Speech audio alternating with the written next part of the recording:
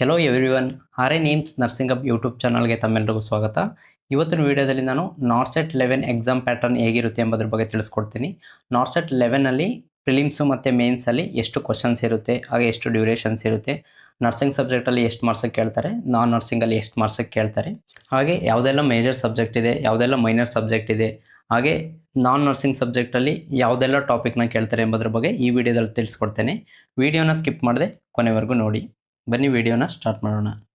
ನಾವು ನಾರ್ಸೆಟ್ 11 ಎಕ್ಸಾಮ್ನ ನೋಡೋದಾದರೆ ನಮ್ಗೆ ಈ ಎಕ್ಸಾಮ್ ಬಂದು ಥ್ರೂ ಆನ್ಲೈನ್ ಮೂಲಕ ನಮಗೆ ಎಕ್ಸಾಮ್ನ ಕಂಡಕ್ಟ್ ಮಾಡ್ತಾರೆ. ಇಲ್ಲಿ ನೋಡ್ಬೋದು ಕಂಪ್ಯೂಟರ್ ಬೇಸ್ಡ್ ಟೆಸ್ಟ್ CBT ಅಂತ ಹೇಳ್ತೀವಿ. ಸೊ ನಮಗೆ ಈ ಎಕ್ಸಾಮ್ ಬಂದು ಎರಡು ರೀತಿ ನಾವು ಡಿವೈಡ್ ಮಾಡ್ತೀವಿ. ಒಂದು ಬಂದು ಪ್ರಿಲಿಮ್ಸ್ ಹಾಗೆ ಮೇನ್ಸ್.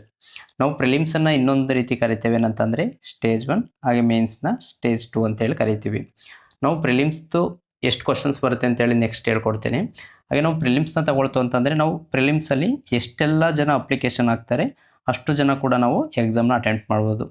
ಬೈ ಚಾನ್ಸ್ ಒಂದು 80,000 ಪೀಪಲ್ ಅಪ್ಲಿಕೇಶನ್ ಹಾಕ್ತಾರೆ ಅಂತಂದರೆ 80,000 ಪೀಪಲ್ ಕೂಡ ಎಕ್ಸಾಮ್ನ ಅಟೆಂಪ್ಟ್ ಮಾಡ್ಬೋದು. ಅದೇ ನಾವು ಮೇನ್ಸ್ನ ಅಟೆಂಪ್ಟ್ ಮಾಡಬೇಕು ಅಂತಂದರೆ ಪ್ರಿಲಿಮ್ಸಿಂದ ನಾವು ಕ್ವಾಲಿಫೈ ಆಗಬೇಕು. ಪ್ರಿಲಿಮ್ಸಲ್ಲಿ ಆ 80,000ಅಲ್ಲಿ 80,000 ಕೂಡ ಕ್ವಾಲಿಫೈ ಆಗ್ತಾರೆ ಅಂತೇಳಿ ಮೇನ್ಸ್ ಬರೀಲಿಕ್ಕೆ ಬಿಡೋದಿಲ್ಲ. ಏಕೆ ಅಂತಂದರೆ ಎಕ್ಸಾಂಪಲ್ ನೋಡ್ಬೋದು, ಈಗ ಒಂದು 1500 ಪೀಪಲ್ಲು ವೇಕೆನ್ಸಿ ಇದೆ ಅನ್ನೋದಾದರೆ ಆ 1500 ಇಂಟು 5 ಈ ಥರ ಇದು ಮಾಡಿ ಏನು ಒಂದು ಪೋಸ್ಟ್ ಇದೆ ಆ ಒಂದು ಪೋಸ್ಟ್ಗೆ 5 ಜನನ ಬಿಡ್ತಾರೆ ಮೇನ್ಸ್ ಎಕ್ಸಾಮ್ ಬರೀಲಿಕ್ಕೆ. ನೆಕ್ಸ್ಟ್ ನಾವು ಪ್ರಿಲಿಮ್ಸ್ ಎಕ್ಸಾಮ್ ಪ್ಯಾಟರ್ನ ನೋಡೋದಾದರೆ ನಾವು ಪ್ರಿಲಿಮ್ಸಲ್ಲಿ ನಾವು ಸಬ್ಜೆಕ್ಟ್ನ ನೋಡೋದಾದರೆ ನಮಗೆ ನರ್ಸಿಂಗ್ ಸಬ್ಜೆಕ್ಟ್ ಇದೆ, ಹಾಗೆ ನಮಗೆ ನಾನ್ ನರ್ಸಿಂಗ್ ಕೂಡ ಇದೆ.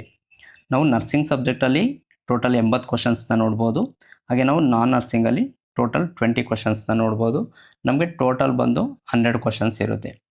ಹಾಗೆ ನಾವು ಎಕ್ಸಾಮ್ ಡ್ಯೂರೇಷನ್ನ ನೋಡೋದಾದರೆ ಎಕ್ಸಾಮ್ ಡ್ಯೂರೇಷನ್ ಬಂದು ಟೋಟಲ್ ನಮಗೆ 90 ನಿಮಿಷ ಇರುತ್ತೆ, 1.5 hour ಹೇಳ್ಬೋದು.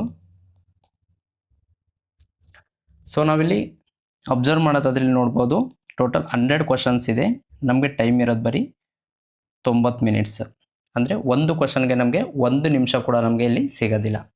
ನಾವಿಲ್ಲಿ ಸೆಕ್ಷನ್ನ ನೋಡೋದಾಯಿತು ಅಂತಂದರೆ ಏನಿದು 100 ಮಾರ್ಕ್ಸ್ ಇದೆ, ಈ 100 ಮಾರ್ಕ್ಸ್ಗೆ ಟೋಟಲ್ ಅವರು 5 ಸೆಕ್ಷನ್ ಆಗಿ ಡಿವೈಡ್ ಮಾಡಿದ್ದಾರೆ.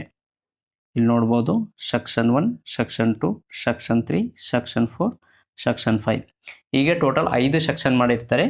5 ಸೆಕ್ಷನಲ್ಲಿ ನಮಗೆ ಸಿಗುವಂಥ ಟೈಮ್ ನೋಡೋದಾದರೆ ಟೋಟಲ್ 18 ನಿಮಿಷ ನಮಗೆ ಈಚ್ ಸೆಕ್ಷನಲ್ಲಿ ಸಿಗುತ್ತೆ. ಹಾಗೆ ನಮಗೆ ಈಚ್ ಸೆಕ್ಷನಲ್ಲಿ ಬಂದು ನಮಗೆ ಟೋಟಲ್ 20 ಕ್ವಶನ್ಸ್ ನಮಗೆ ನೋಡ್ಲಿಕ್ಕೆ ಸಿಗುತ್ತೆ. ಸೊ ಟೋಟಲ್ ಕ್ವಶನ್ ಬಂದು 100 ಆಗುತ್ತೆ. ಇದರಲ್ಲಿ ನಮಗೆ 4 ಸೆಕ್ಷನ್ ಬಂದು ನರ್ಸಿಂಗ್ ಸಬ್ಜೆಕ್ಟ್ ರಿಲೇಟೆಡ್ ಕ್ವಶನ್ಸ್ ಆಗಿರುತ್ತೆ, ಟೋಟಲು 80 ಕ್ವಶನ್ಸು.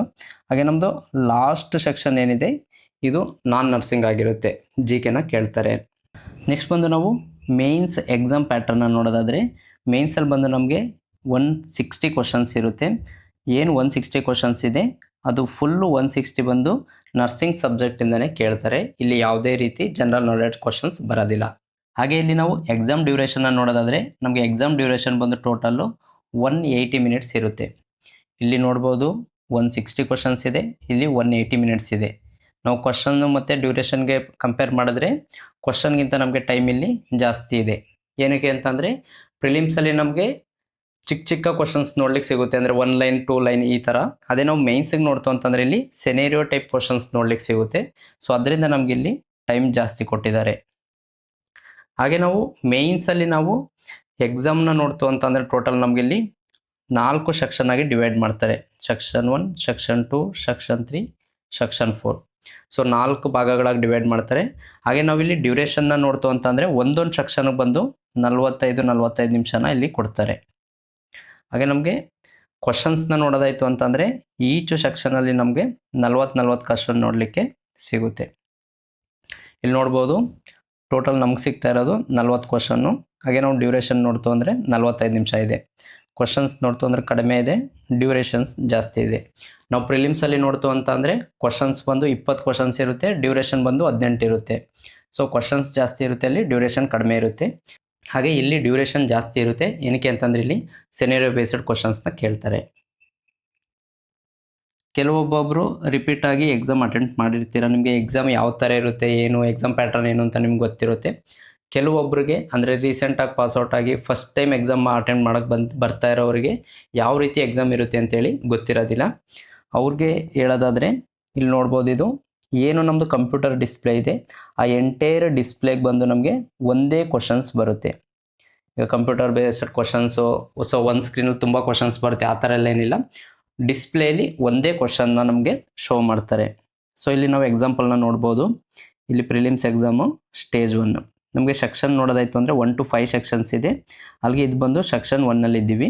ಹಾಗೆ ಟೋಟಲ್ ಕ್ವಶನ್ಸ್ ನೋಡೋದಾಯಿತು ಅಂದರೆ 20 ಕ್ವಶನ್ಸು. ನಮಗೆ ಈ ಕಡೆ ಒಂದು ಜಾಗದಲ್ಲಿ ನಮ್ಗೆ ಏನಂತಂದರೆ ಡ್ಯೂರೇಷನ್ನ ಶೋ ಮಾಡ್ತಾ ಇರ್ತಾರೆ. ಈಗ ಸ್ಟಾರ್ಟಿಂಗ್ ಏನಂತಂದರೆ 18 ನಿಮಿಷ ಇರುತ್ತೆ. ಸೊ 18 ನಿಮಿಷದಿಂದ ನಮಗೆ ಮೈನಸ್ ಮಾಡ್ತಾ ತೋರಿಸ್ತಾ ಇರ್ತಾರೆ. 18 ನಿಮಿಷದಿಂದ 15 ನಿಮಿಷ, 10 ನಿಮಿಷ, 5 ನಿಮಿಷ, 1 ನಿಮಿಷ, ಈ ಥರ ಟೈಮು ಮೈನಸ್ ಆಗ್ತಾ ಇರುತ್ತೆ. ಸೊ ನಾವಲ್ಲಿ ಟೈಮನ್ನು ನಾವು ನೋಡಿಕೊಂಡು ನಮ್ಮದೇನು ಸ್ಪೀಡ್ ಇದೆ ಅದನ್ನು ನಾವು ಆ ಕಡೆ ಮಾಡ್ಕೊಳ್ಬೋದು. ಹಾಗೆ ನಾವಿಲ್ಲಿ ನೋಡ್ಬೋದು, ಪ್ರತಿ ಕ್ವಶನ್ಗೂ 4 ಆಪ್ಷನ್ಸ್ ಇರುತ್ತೆ, ABCD ನೋಡ್ಬೋದು. ಈ 4 ಆಪ್ಷನಲ್ಲಿ ನಮ್ದು ಯಾವುದು ರೈಟ್ ಆನ್ಸರ್ ಇರುತ್ತೆ ಅದನ್ನ ರೈಟ್ ಮಾಡಿಬಿಟ್ಟು ನೆಕ್ಸ್ಟ್ ಬಟನ್ ಮೇಲೆ ನಾವು ಕ್ಲಿಕ್ ಮಾಡಿದ್ರೆ ನೆಕ್ಸ್ಟ್ ಕ್ವಶನ್ಗೆ ನಮ್ಮನ್ನು ಕರ್ಕೊಂಡು ಹೋಗುತ್ತೆ. ಹಾಗೆ ನಾವು ಈಗ 5ನೇ ಕ್ವಶನ್ನ ನಾವು ಅಟೆಂಪ್ಟ್ ಮಾಡ್ತಾ ಇರ್ತೀವಿ, ನಮಗೆ 2ನೇದು ನಾವು ಇನ್ನೂ ಅಟೆಂಪ್ಟ್ ಮಾಡಿರೋದಿಲ್ಲ. ಆವಾಗ ನಾವು 2ನೇ ಕ್ವಶನ್ದು ಆನ್ಸರ್ ನೆನಪಾಯಿತು, ನಾವು 2ನೇ ಕ್ವಶನ್ ಹೋಗಲ್ಲ ಅಟೆಂಪ್ಟ್ ಮಾಡಬೇಕು ಅಂತಂದರೆ ಇಲ್ಲಿ ನೋಡ್ಬೋದು ಪ್ರೀವಿಯಸ್ ಅನ್ನೋ ಒಂದು ಬಟನ್ ಇರುತ್ತೆ. ಸೊ ನಾವು ಇದ್ರ ಮೇಲೆ ಕ್ಲಿಕ್ ಮಾಡಿಬಿಟ್ಟು ಆ ಕ್ವಶನ್ ಹೋಗಿ ಅಟೆಂಪ್ಟ್ ಮಾಡ್ಬೋದು. ಅಂದರೆ ನಾವು ನಿಯರ್ ಇದ್ದೀವಿ ಅಂತಂದರೆ ನೆಕ್ಸ್ಟ್ ಮತ್ತು ಪ್ರೀವಿಯಸ್ನ ಯೂಸ್ ಮಾಡ್ಬೋದು. ಹಾಗೆ ನಾವು ಇನ್ನೊಂದು ನೋಡೋದಾದರೆ ಈ ಡಿಸ್ಪ್ಲೇಲಿ ನಮಗೆ ಎಷ್ಟು ಕ್ವಶನ್ಸ್ ಇದೆ ಅದನ್ನು ಫುಲ್ ಕಂಪ್ಲೀಟಾಗಿ ತೋರಿಸ್ತಾ ಇರ್ತಾರೆ. ಈ ಬಾಕ್ಸಲ್ಲಿ ನೀವು ಅಬ್ಸರ್ವ್ ಮಾಡ್ಬೋದು. ಇಲ್ಲಿ ಗ್ರೀನು, ಪರ್ಪಲ್ ಈ ಥರ ಕಲರ್ ಇದೆ. ಇದೇ ಥರ ಕಲ್ಲರು ಎಕ್ಸಾಮಿಗೆ ಬರುತ್ತೆ ಅಂತ ಹೇಳೋಕ್ಕಾಗಲ್ಲ. ಎಕ್ಸಾಮಲ್ಲಿ ಬೇರೆ ರೀತಿ ಕಲರ್ ಕೂಡ ಬರ್ಬೋದು. ಎಕ್ಸಾಮ್ ಸ್ಟಾರ್ಟ್ ಆಗೋದಕ್ಕಿಂತ ಮೊದಲು ಅಲ್ಲಿ ಇನ್ಸ್ಟ್ರಕ್ಷನ್ನ ಕೊಡ್ತಾರೆ. ಅದರಲ್ಲಿ ಯಾವುದೆಲ್ಲ ಕಲ್ಲರು ಯಾವ ಕ್ವಶನ್ಸ್ಗೆ, ಆನ್ಸರ್ಡ್ ಕ್ವಶನ್ಗೆ ಯಾವುದು, ಅಥವಾ ನಾಟ್ ಆನ್ಸರ್ಗೆ ಯಾವುದು, ಅಥವಾ ಮಾರ್ಕ್ ಫಾರ್ ರಿವ್ಯೂಗೆ ಯಾವ ಕಲರ್ ಅನ್ನೋದನ್ನ ಅಲ್ಲಿ ಎಕ್ಸಾಂಪಲ್ ಕೊಡ್ತಾರೆ. ನೀವಲ್ಲಿ ಎಕ್ಸಾಮಲ್ಲಿ ಇನ್ಸ್ಟ್ರಕ್ಷನ್ನ ಕೂಡ ಓದ್ಕೊಂಡು ನೆಕ್ಸ್ಟ್ ಅಟೆಂಪ್ಟ್ ಮಾಡಿ. ಇದು ಬರೀ ಎಕ್ಸಾಂಪಲ್ ಅಷ್ಟೇ. ಇಲ್ಲಿ ನೋಡ್ಬೋದು ಆನ್ಸರ್ಡಲ್ಲಿ ಗ್ರೀನ್ ಕಲರ್ ಇದೆ. ಈಗ ನಂಬರ್ 1 ಇದೆ, ಇದಕ್ಕೆ ನಾವು ಆನ್ಸರ್ ಮಾಡಾಗಿದೆ. ಸೊ ಇದು ಗ್ರೀನ್ ಕಲರ್ನ ಕೊಟ್ಟಿದ್ದಾರೆ. ಈಗ ಇದು ನಂಬರ್ 2ನ ನೋಡ್ಬೋದು, ಇದಿನ್ನು ನಾಟ್ ಆನ್ಸರ್ಡ್, ಅಂದರೆ ನಾವು ಇದಕ್ಕೆ ಆನ್ಸರ್ ಮಾಡಿಲ್ಲ, ಬಟ್ ಇದನ್ನು ನಾವು ಸ್ಕಿಪ್ ಮಾಡಿ ನೆಕ್ಸ್ಟ್ ಮೇಲೆ ಕ್ಲಿಕ್ ಮಾಡಿದ್ದೀವಿ. ಸೊ ಅವಾಗ ಇದು ಯೆಲ್ಲೋ ಕಲರ್ ಇರುತ್ತೆ. ಈಗ ಇದೆಲ್ಲ ವೈಟ್ ಕಲರ್ ಇದೆ. ಏನಕ್ಕೆ ಅಂತಂದರೆ ಇದು ನಾಟ್ ವಿಸಿಟೆಡ್, ನಾವಿನ್ನೂ ಇದನ್ನು ವಿಸಿಟ್ ಮಾಡಿಲ್ಲ ಅಂಥೇಳಿ ಇದು ವೈಟ್ ಕಲರ್ ಇದೆ. ನಾವೆರಡನ್ನು ವಿಸಿಟ್ ಮಾಡಿದ್ದೀವಿ ಬಟ್ ಅದಕ್ಕೆ ಆನ್ಸರ್ ಮಾಡಿಲ್ಲ, ಸೊ ಅದಕ್ಕೆ ಬೇರೆ ಕಲರ್ ಇರುತ್ತೆ. ಸೊ ಇಲ್ಲಿ ಅಬ್ಸರ್ವ್ ಮಾಡ್ಬೋದು ಮಾರ್ಕ್ ಫಾರ್ ರಿವ್ಯೂ, ಇಲ್ಲಿ ನೋಡ್ಬೋದು ಮಾರ್ಕ್ಡ್ ಫಾರ್ ರಿವ್ಯೂ ಅಂತ ಏನಿದೆ ಇದು ಪರ್ಪಲ್ ಕಲರಾಗಿ ಕೊಟ್ಟಿರ್ತಾರೆ. ಸೊ ನಮ್ಗೆ ಯಾವುದಾದ್ರೂ ಕ್ವಶನ್ನು ನಮಗೆ ಕರೆಕ್ಟ್ ಆನ್ಸರ್ ಗೊತ್ತಿರೋದಿಲ್ಲ, ನಮಗೇನಾದರೂ ಒಂದು 50-50 ಗೊತ್ತಿರುತ್ತೆ ಅನ್ನೋದಾದರೆ ಅದನ್ನು ನಾವು ಮಾರ್ಕ್ ಫಾರ್ ರಿವ್ಯೂಗೆ ನಾವು ಅದನ್ನು ಇಟ್ಕೊಂಡು ನೆಕ್ಸ್ಟ್ ಕ್ವಶನ್ಸ್ನ ಅಟೆಂಪ್ಟ್ ಮಾಡ್ಬೋದು. ಹಾಗೆ ನಾವಿಲ್ಲಿ ಟೈಮ್ ನೋಡ್ತಾ ಇನ್ನೂ 1 ನಿಮಿಷ ಇದೆ, 2 ನಿಮಿಷ ಇದೆ, ಆವಾಗ ನಾವು ಮಾರ್ಕ್ ಫಾರ್ ರಿವ್ಯೂನ ನಾವು ರಿವ್ಯೂ ಮಾಡೋಣ ಅಂತ ಅಂದ್ಬಿಟ್ಟು ಡೈರೆಕ್ಟ್ ಇಲ್ಲಿ ಏನು ನಂಬರ್ಸ್ ಇದೆ ಆ ನಂಬರ್ ಮೇಲೆ ಕ್ಲಿಕ್ ಮಾಡಿಬಿಟ್ಟು ನಿಮ್ದು ಏನು ಆನ್ಸರ್ ಇದೆ ಆನ್ಸರ್ ಮಾಡಿ ಆಮೇಲೆ ನೆಕ್ಸ್ಟ್ನ ಕೊಡಿ. ಬೈ ಚಾನ್ಸ್ ನೀವು ಮಾರ್ಕ್ ಫಾರ್ ರಿವ್ಯೂ ಕೊಟ್ಟಿರ್ತೀರಾ, ಬಟ್ ನಿಮ್ಮದು ಟೈಮ್ ಮುಗಿದ್ಬಿಡುತ್ತೆ. ಏನು 18 ನಿಮಿಷ ಇದೆ, 18 ನಿಮಿಷ ಕಂಪ್ಲೀಟ್ ಆಯಿತು ಅಂತಂದರೆ ಅದು ಸೆಕ್ಷನ್ 1ಇಂದ ಸೆಕ್ಷನ್ 2ಗೆ ಜಂಪ್ ಆಗಿಬಿಡುತ್ತೆ. ಆಗ ನೀವು ಮಾರ್ಕ್ ಫಾರ್ ರಿವ್ಯೂವಲ್ಲಿ ನೀವು ಯಾವುದೋ ಒಂದು ಮಾರ್ಕ್ ಮಾಡಿರ್ತೀರಿ, ಬಟ್ ಅದು ನೆಕ್ಸ್ಟ್ ಕೊಟ್ಟಿಲ್ಲ, ಆವಾಗ ಅದು ಏನು ವ್ಯಾಲ್ಯೂಯೇಷನ್ ಇದೆ ಆ ವ್ಯಾಲ್ಯೂಯೇಷನ್ಗೆ ನಿಮ್ಮದು ಆನ್ಸರ್ನ ತಗೊಳ್ಳೋದಿಲ್ಲ, ಅದು ನಾಟ್ ಆನ್ಸರ್ ಅಂತಲೇ ಹೇಳಿ ಲೆಕ್ಕ. ಇಲ್ಲಿ ನೋಡ್ಬೋದು ಇದು ಪ್ರಿಲಿಮ್ಸ್ಗೆ ನಾವು ಎಕ್ಸಾಂಪಲ್ ಆಗಿ ತೊಗೊಂಡಿದ್ದು. ಹಾಗೆ ಮೇನ್ಸ್ ಏನಿದೆ, ಮೇನ್ಸ್ ಕೂಡ ಇದೇ ರೀತಿ ಇರುತ್ತೆ. ಫುಲ್ ಡಿಸ್ಪ್ಲೇಲಿ ಒಂದು ಕ್ವಶನ್ಸ್ ಬರುತ್ತೆ, ಹಾಗೆ ಇರುತ್ತೆ. ಸೆಕ್ಷನ್ ಬಂದಲ್ಲಿ 1 to 4 ಸೆಕ್ಷನ್ಸ್ ಇರುತ್ತೆ. ಹಾಗೆ ಅಲ್ಲಿ ಕ್ವಶನ್ಸ್ನ ನೋಡೋದಾಯಿತು ಅಂತಂದರೆ ಟೋಟಲ್ 40 ಕ್ವಶನ್ಸ್ ಇರುತ್ತೆ. ಸೊ 40 ಕ್ವಶನ್ಸ್ ಇರುತ್ತೆ. ಹಾಗೆ ಅಲ್ಲಿ ಟೈಮ್ ಡ್ಯೂರೇಷನ್ನ ನೋಡೋದಾಯಿತು ಅಂತಂದರೆ ಟೈಮ್ ಡ್ಯೂರೇಷನ್ ಬಂದು 45 ಮಿನಿಟ್ಸ್ ಇರುತ್ತೆ. ನೆಕ್ಸ್ಟ್ ಬಂದು ನಾವು ನೆಗೆಟಿವ್ ಮಾರ್ಕ್ಸ್ ಇಲ್ಲಿ ತುಂಬ ಇಂಪಾರ್ಟೆಂಟ್ ಆಗುತ್ತೆ. ಯಾಕೆಂತಂದರೆ ನಮಗೆ ಕೆಲವೊಂದು ಎಕ್ಸಾಮಲ್ಲಿ ನಾವು 100 ಕ್ವಶನ್ಸ್ ಇದೆ ಅಂತಂದರೆ 100 ಆನ್ಸರ್ ಮಾಡಿ ಬಂದಿರ್ತೀವಿ. ಅದೇ ನಾವಿಲ್ಲಿ 100 ಕ್ವಶನ್ಗೆ ನಾವು 100 ಆನ್ಸರ್ ಮಾಡಲಿಕ್ಕಾಗಲ್ಲ. ಯಾಕೆಂದರೆ ನಾವೆಲ್ಲ ಆನ್ಸರ್ ಮಾಡಿಬಿಡ್ತೀವಿ ಅಂತಂದರೆ ನಾವು ನಮ್ಮದೇನು ಕರೆಕ್ಟ್ ಆನ್ಸರ್ ಆಗಿರುತ್ತೆ ಆ ಆನ್ಸರಲ್ಲಿ ಕೂಡ ನೆಗೆಟಿವ್ ಮಾರ್ಕ್ಸ್ ಆಗಿ ಕಟ್ ಮಾಡಿಬಿಡ್ತಾರೆ. ಯಾವ ಥರ ಕಟ್ ಆಗುತ್ತೆ ನೋಡೋದಾದರೆ ನಾವಿಲ್ಲಿ ನೋಡ್ಬೋದು. ಟೋಟಲ್ ಒಂದು 15 ಕ್ವಶನ್ಸ್ನ ತಗೊಳ್ಳೋಣ. 15 ಕ್ವಶನ್ಸ್ ಇರುತ್ತೆ. 15 ಕ್ವಶನಲ್ಲಿ 13ಕ್ಕೆ ಆನ್ಸರ್ ಮಾಡಿರ್ತೀವಿ. 13 ಆನ್ಸರ್ ಮಾಡಿರ್ತೀವಿ. 13ರಲ್ಲಿ ಏನಾಗಿರುತ್ತೆ ಅಂತ ಅಂದರೆ 3 ಕ್ವಶನ್ನು ರಾಂಗ್ ಆಗಿರುತ್ತೆ. 3 ಕ್ವಶನ್ ರಾಂಗ್ ಆಗಿರುತ್ತೆ. ಸೊ ನಮ್ಮದಲ್ಲಿ ರೈಟ್ ಆಗಿರುವಂಥ ಆನ್ಸರ್ ಎಷ್ಟಿರುತ್ತೆ ಅಂತ ಅಂದರೆ 10 ಏನಿದೆ 10 ಮಾತ್ರ ಕರೆಕ್ಟ್ ಆಗಿರುತ್ತೆ. ಸೊ ಅವಾಗ ಏನಾಗ್ತದೆ ಅಂತಂದರೆ ಇಲ್ಲಿ ನೋಡ್ಬೋದು ನಮ್ಮದು 10 ಕರೆಕ್ಟ್ ಆಗಿರುತ್ತೆ, 3 ರಾಂಗ್ ಆಗಿದೆ. ಸೊ ಇನ್ನೆರಡನ್ನು ನಾವು ಅಟೆಂಪ್ಟ್ ಮಾಡಿಲ್ಲ, 2 ಕ್ವಶನ್ನ ಹಾಗೆ ಬಿಟ್ಬಿಟ್ಟಿದ್ದೀವಿ. ಬಿಡ್ತು ಅಂತಂದ್ರೆ ಅದಕ್ಕೆ 0 ಮಾರ್ಕ್ಸ್, ಅದರದ್ದೇನು ತೊಂದರೆ ಏನಿಲ್ಲ. 3 ಕ್ವಶನ್ಸು ರಾಂಗ್ ಆಯ್ತು ಅಂತಂದರೆ 3 ಕ್ವಶನ್ನು ರಾಂಗ್ ಆದರೆ 1 ಮಾರ್ಕ್ಸ್ನ ಮೈನಸ್ ಮಾಡ್ತಾರೆ. ಸೊ ನಾವಿಲ್ಲಿ ಏನು ಮಾಡಿದ್ದೀವಿ, 10ರಲ್ಲಿ ನಾವು 10 ಕರೆಕ್ಟ್ ಮಾಡಿದ್ದೀವಿ. ಸೊ ನಮ್ಮಲ್ಲಿ ಮಾರ್ಕ್ಸ್ ಎಷ್ಟು, 1 ಕರೆಕ್ಟ್ ಆನ್ಸರ್ಗೆ 1 ಮಾರ್ಕ್ಸ್ ಬರುತ್ತೆ. ಸೊ ನಮಗಿಲ್ಲಿ ಸಿಕ್ಕಿರೋದು 10 ಮಾರ್ಕ್ಸ್ ಇತ್ತು. ಇಲ್ಲಿ -1 ಆಯಿತು, ಇಲ್ಲಿ 3 ರಾಂಗ್ ಇರೋದ್ರಿಂದ 1 ಮೈನಸ್ ಮಾಡಿದ್ರೆ ನಮಗೆ ಸಿಗುವಂಥ ಮಾರ್ಕ್ಸ್ ಬಂದು 9 ಮಾರ್ಕ್ಸು. ಇಲ್ಲಿ ನೋಡ್ಬೋದು ಟೋಟಲ್ ಸ್ಕೋರು 9 ಮಾರ್ಕ್ಸು. ಅದರಿಂದ ನಾವು ನೆಗೆಟಿವ್ ಮಾರ್ಕ್ಸ್ನ ತುಂಬ ಕಡಿಮೆ ಮಾಡ್ಕೋಬೇಕು. ಸೊ ಅದರಿಂದ ನಿಮಗೆ ಯಾವ ಕ್ವಶನ್ನು ಅಷ್ಟು ಗೊತ್ತಾಗ್ತಾ ಇಲ್ಲ ಅಥವಾ ಯಾವ ಆನ್ಸರ್ ನಿಮ್ಗೆ ಅಷ್ಟು ಕಂಪ್ಲೀಟಾಗಿ ಗೊತ್ತಿಲ್ಲ ಅಂತಂದರೆ ಅದಕ್ಕೆ ಬ್ಲೈಂಡ್ಲಿ ಆನ್ಸರ್ ಮಾಡೋಕ್ಕೆ ಹೋಗಬೇಡಿ, ಅದನ್ನು ಸ್ಕಿಪ್ ಮಾಡಿ. ನೆಕ್ಸ್ಟ್ ನಾವು ಜೆಂಡರ್ ಬೇಸ್ಡ್ ರಿಸರ್ವೇಷನ್ನ ನೋಡೋದಾದರೆ 80% ಬಂದು ಫೀಮೇಲ್ಗಿರುತ್ತೆ, ಹಾಗೆ 20% ಬಂದು ಮೇಲ್ಗಿರುತ್ತೆ. ನಾವಿಲ್ಲಿ ಎಕ್ಸಾಮ್ನ ನೋಡೋದಾಯಿತು ಅಂತಂದರೆ ಇದು ನಾರ್ಸೆಟ್ ಕಂಡಕ್ಟ್ ಮಾಡ್ತಾ ಇರೋದು ಎಲ್ಲ ಏಮ್ಸ್ ಆಸ್ಪತ್ರೆಗಳಿಗೆ ಇದು ಕಂಡಕ್ಟ್ ಮಾಡ್ತಾ ಇದೆ. ಏಮ್ಸ್ ಜೊತೆಗೆ ESIC ಹಾಗೆ ಜಿಪ್ಮರ್ ಹಾಗೆ ಇನ್ನೂ ಕೆಲವೊಂದು ಹಾಸ್ಪಿಟಲ್ಗೆ ಇದು ಎಕ್ಸಾಮ್ನ ಕಂಡಕ್ಟ್ ಮಾಡ್ತಾ ಇದೆ. ಏನು 80-20 ರೇಷಿಯೋ ಇದೆ, ಇದು ಕೆಲವೊಂದು ಹಾಸ್ಪಿಟಲ್ಗೆ ಇದು ಅನ್ವಯ ಆಗ್ತದೆ, ಹಾಗೆ ಕೆಲವೊಂದಕ್ಕೆ ಇದು ಅನ್ವಯ ಆಗೋದಿಲ್ಲ. ಸೊ ಅದರಿಂದ ನಿಮ್ಮ ಮೈಂಡಲ್ಲಿ ಏನಿರಲಿ ಅಂತಂದರೆ 80-20 ಅಂತಲೇ ಇರಲಿ. ನೀವು ಹುಡುಗರು ಏನಿರ್ತೀರ, ನೀವು ನಮ್ಗೆ ಸಿಗೋದು 20% ಅಂದ್ಕೊಂಡೆ ನೀವು ಓದಿ. ಹಾಗೆ ನಮಗೆ ಸಿಗ್ತಾ ಇರೋದು ಬರೀ 20%, ಅದರಿಂದ ನಾವು ಜಾಸ್ತಿ ಎಫರ್ಟ್ ಹಾಕಿ ಓದಬೇಕಾಗುತ್ತೆ. ನೆಕ್ಸ್ಟು ನಾವು ನರ್ಸಿಂಗಲ್ಲಿ ಮೇಜರ್ ಮತ್ತು ಮೈನರ್ ಸಬ್ಜೆಕ್ಟ್ ಈ ಥರ 2 ಭಾಗಗಳಾಗಿ ಡಿವೈಡ್ ಮಾಡೋಣ. ಇಲ್ಲಿ ನೋಡ್ಬೋದು ಮೇಜರ್ ಸಬ್ಜೆಕ್ಟ್ನ 80% ಆಗಿ ಡಿವೈಡ್ ಮಾಡಿದ್ದೀನಿ, ಹಾಗೆಯೇ ಉಳಿದ 20%ನ ಮೈನರ್ ಸಬ್ಜೆಕ್ಟಾಗಿ ನೋಡೋಣ. ಯಾಕೆಂದರೆ ಅಲ್ಲೂ ಕೂಡ 80-20 ರೇಷಿಯೋ ಇದೆ. ಸೊ ಇಲ್ಲೂ ಕೂಡ ಹಾಗೆ ನಾನು 80-20 ರೀತಿಯಲ್ಲಿ ಡಿವೈಡ್ ಮಾಡಿದ್ದೀನಿ. ನಾವಿಲ್ಲಿ ಮೇಜರ್ ಸಬ್ಜೆಕ್ಟ್ಗಳು ಯಾವುದೆಲ್ಲ ಇದೆ ನೋಡೋದಾದರೆ ಇಲ್ಲಿ ನೋಡ್ಬೋದು fundamental of nursing, medical surgical nursing, paediatric nursing, OBG ಹಾಗೆ ಸೈಕ್ಯಾಟ್ರಿ ನರ್ಸಿಂಗ್. ಈ ಒಂದು ಏನು ಸಬ್ಜೆಕ್ಟ್ ಇದೆ ಇದೆಲ್ಲ ಮೇಜರ್ ಸಬ್ಜೆಕ್ಟು. ಈ ಸಬ್ಜೆಕ್ಟ್ಗಳಿಂದ ನಮಗೆ ಜಾಸ್ತಿ ಕ್ವಶನ್ಸ್ ಬರುವಂಥ ಚಾನ್ಸಸ್ ತುಂಬ ಇರುತ್ತೆ. ಹಾಗೆ ನಾವು ಸಮ್ಟೈಮ್ ಏನು ಮೈನರ್ ಸಬ್ಜೆಕ್ಟ್ ಇದೆ, ಮೈನರ್ ಸಬ್ಜೆಕ್ಟಲ್ಲಿ ಕಡಿಮೆ ಮಾರ್ಕ್ಸ್ ಬರ್ಬೋದು, ಆ ಸಬ್ಜೆಕ್ಟ್ನ ನಾವು ಸ್ಕಿಪ್ ಮಾಡಿಬಿಡ್ಬೇಕು ಅಂತ ಹೇಳಕ್ಕೆ ಬರಲ್ಲ. ಯಾಕೆಂದರೆ ಇಲ್ಲಿ ನೋಡ್ಬೋದು ಇದು ನರ್ಸಿಂಗ್ ಮೈನರ್ ಸಬ್ಜೆಕ್ಟು. ಈ ಮೈನರ್ ಸಬ್ಜೆಕ್ಟಲ್ಲಿ ನಾನು ಕಮ್ಯುನಿಟಿ ಹೆಲ್ತ್ ನರ್ಸಿಂಗ್ನ ಇಲ್ಲಿ ಕೊಟ್ಟಿದ್ದೀನಿ. ಸೊ ನೀವು ಅನ್ಕೊಬಿಡ್ತೀರಾ ಇದು ಮೈನರ್ ಸಬ್ಜೆಕ್ಟ್ ಇದೆ, ನಮ್ಮದು ಕಮ್ಯುನಿಟಿ ಹೆಲ್ತ್ ನರ್ಸಿಂಗ್ದು ಬಿಟ್ಬಿಡೋಣ, ಅದು 1 ಮಾರ್ಕ್ಸ್ ಅಥವಾ 2 ಮಾರ್ಕ್ಸ್ ಬರ್ಬೋದು ಅಂತ ಅಂದ್ಕೊಳ್ತೀರಿ.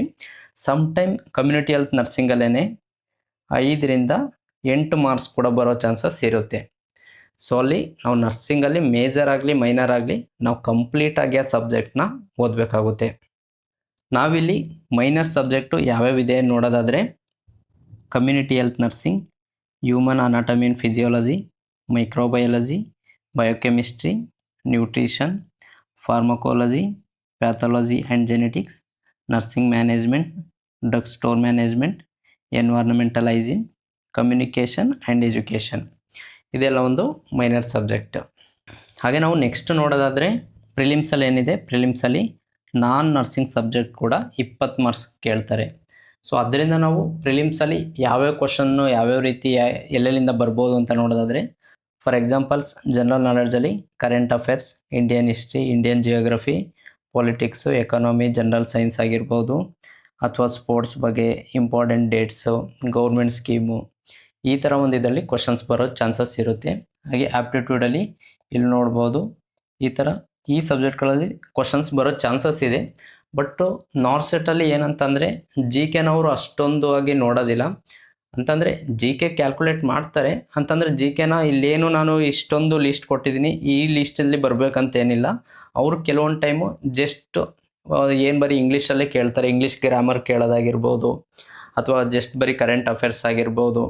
ಈ ಥರ ಒಂದಲ್ಲಿ ತುಂಬ ಚಿಕ್ಕದಾಗಿ ಅಂದರೆ ತುಂಬ ಸ್ಮಾಲ್ ಕ್ವಶನ್ಸ್ ಅಂತಂದು GKಯಲ್ಲಿ ಕೇಳೋ ಚಾನ್ಸಸ್ ಕೂಡ ಇರುತ್ತೆ. ಆದರೂ ಕೂಡ GKಯಲ್ಲಿ ಏನೇನಿರುತ್ತೆ ಅದು ಇಂಪಾರ್ಟೆಂಟಾಗಿ ಓದ್ಕೊಳ್ಳಿ. ಎಕ್ಸಾಮ್ಗೆ 1 ವೀಕ್ ಅಥವಾ 2-3 ಡೇಸ್ ಇರೋ ಥರ GKನ ಓದಿದ್ರೆ ಸಾಕು. ನೀವು ಏನು 1 ವೀಕ್ ಅಥವಾ 2-3 ಡೇಸಲ್ಲಿ ಓದಿರ್ತೀರ GK ಅದೇ ಆಲ್ಮೋಸ್ಟ್ ಎಕ್ಸಾಮಿಗೆ ಬರೋ ಚಾನ್ಸಸ್ ಇರುತ್ತೆ. ಎಕ್ಸಾಮ್ಗೆ ಸಂಬಂಧಪಟ್ಟಂಗೆ ಏನಾದರೂ ಡೌಟ್ಸ್ ಇತ್ತು ಅಂತಂದರೆ ಕಮೆಂಟ್ ಸೆಕ್ಷನ್ ತಿಳಿಸಿ.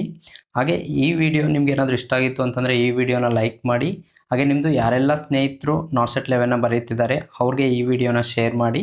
ಹಾಗೆ ಯಾರೆಲ್ಲ ಈ ಚಾನಲ್ನ ಸಬ್ಸ್ಕ್ರೈಬ್ ಮಾಡ್ಕೊಂಡಿಲ್ಲ ಈ ಚಾನಲ್ನ ಸಬ್ಸ್ಕ್ರೈಬ್ ಮಾಡ್ಕೊಳ್ಳಿ. Thank you for watching.